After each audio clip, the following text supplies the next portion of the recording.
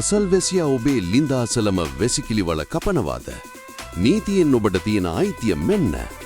ලංකාවේ ඉඩම් හිමියන් මුහුණ දෙන ලොකුම ප්‍රශ්නයක් තමයි මේක.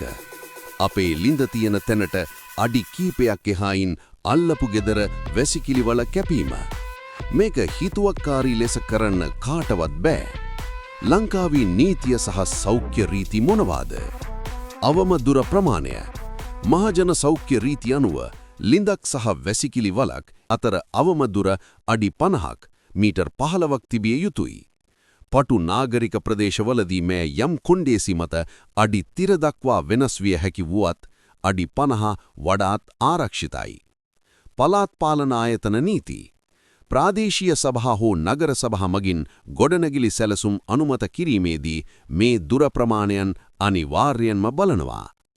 ඔබේ සෞඛ්‍යයට හානියක් වන ලෙස යමෙක් වැසිකිලි වල කපනවා නම් ඔබට ප්‍රදේශීය මහජන සෞඛ්‍ය පරීක්ෂක PHI වෙත පැමිණිල්ල කළ හැකියි.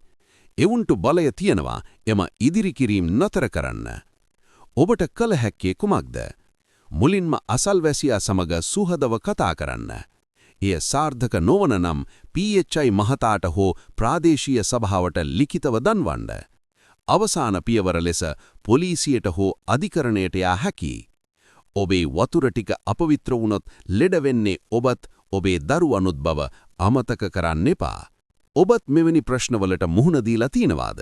නැත්නම් මේ වගේ ප්‍රශ්න විසඳගන්න ඕන අයෙක් මේ පෝස්ට් එකට ටැග් කරන්න.